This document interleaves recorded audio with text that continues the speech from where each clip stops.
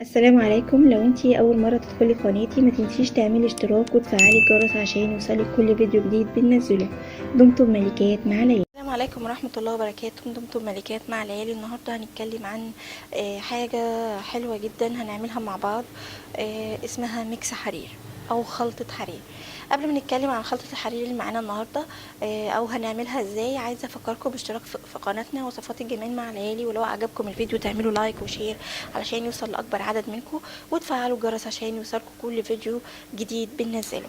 النهاردة معانا مكونات اساسية علشان نعمل ميكس الحرير. معانا الفازلين السوداني، ومعانا الكركور، ومعانا زبدة الشيا. الخلطة اللي معانا النهاردة خلطة بسيطة جدا، دي مكوناتها قدام حضراتكم.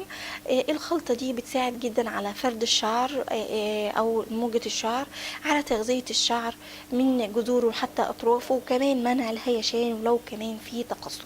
بتعالج جدا الناس اللي عندهم الموجة، الناس اللي عندهم تقصف، والناس اللي عندهم هيشان او اللي شعرهم بيهيش، وخصوصا اطفالنا الحلوين.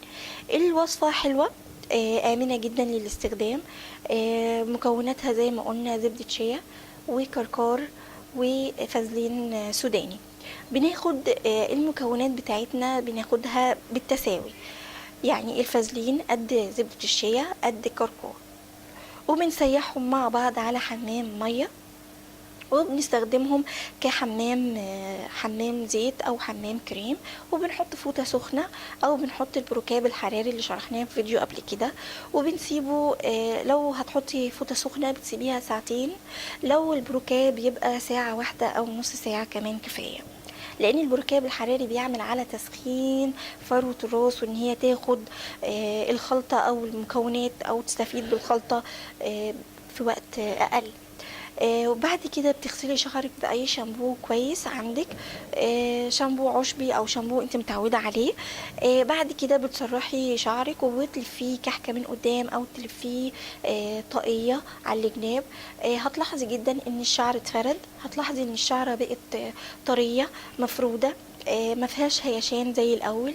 لو في تقصف ان شاء الله من اول مره او من تاني مره هيبان لك خالص ان هي قضت خالص على التقصف. دي كانت الميكس حرير بتاعتنا النهارده، ودي كانت مكوناتها زبده شيا وفازلين وكركور. ان شاء الله تجربوها والوصفه بتاعتنا تعجبكم وتداوموا عليها باذن الله.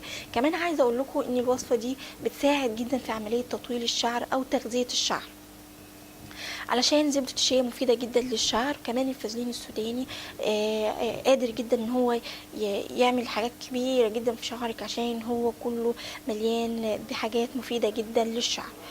ممكن كمان تستخدمي الفازلين السوداني كماسك وحده كمان للشعر، برضو حمام كريم.